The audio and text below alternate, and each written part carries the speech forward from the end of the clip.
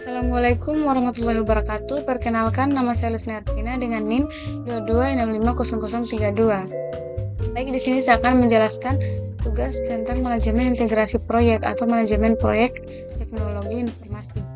Langsung saja, kunci dari keseluruhan keberhasilan proyek, manajemen integrasi proyek yang baik.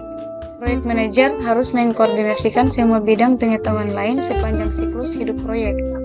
Banyak manajer proyek baru mengalami kesulitan melihat gambaran besar dan hanya fokus pada terlalu banyak detail.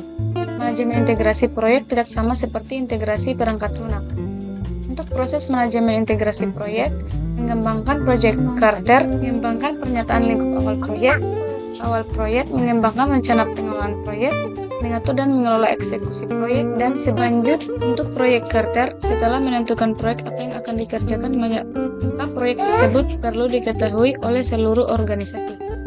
Proyek Carter merupakan dokumen yang secara formal menyebut keberadaan proyek dan menyediakan arahan pada sasaran dan pengelolaan proyek. Proyek Carter berisi elemen-elemen yang unik yang berlaku pada proyek tersebut: nama proyek resmi, manajer proyek, tujuan proyek, penjelasan asal-usul proyek, sponsor proyek, hasil akhir deliverable dari fase-fase proyek, dan sebagainya. Kegunaan proyek Carter: mendefinisikan proyek secara jelas, mengenali atribut-atribut pada proyek, identifikasi otoritas proyek, dan sebagainya. Pernyataan lingkup awal: pernyataan lingkup merupakan dokumen yang digunakan untuk mengembangkan dan mengkonfirmasi pemahaman umum dari lingkup proyek.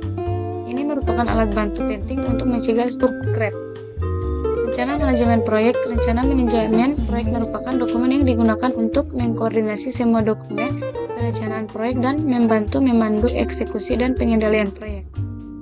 Lanjut ke atribut rencana proyek. Proyek unik, rencana proyek juga. Rencana haruslah dinamis, fleksibel, diperbarui ketika perubahan terjadi. Eksekusi proyek mencakup pengelolaan dan pelaksanaan pekerjaan yang dijelaskan dalam rencana manajemen proyek. Sebagian besar waktu dan biaya biasanya dihabiskan pada tahap eksekusi. Alat bantu dan teknik eksekusi proyek.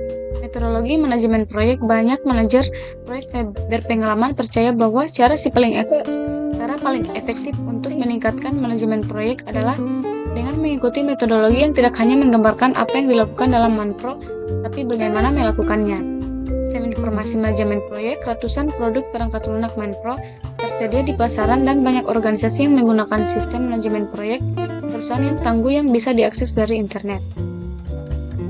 Lanjut ke sistem kendali perubahan.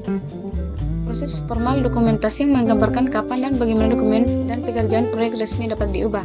Untuk penutupan proyek, Anda harus mengakhiri semua aktivitas. Keluar utamanya yaitu prosedur penutupan administratif, prosedur penutupan kontrak, produk, layanan atau hasil akhir, pembaharuan aset, proses organisasional.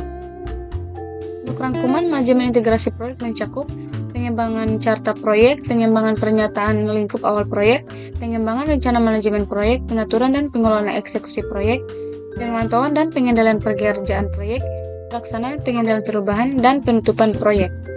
Mungkin itu saja penjelasan dari saya. Bila ada salah kata, mohon dimaafkan. Wassalamualaikum warahmatullahi wabarakatuh.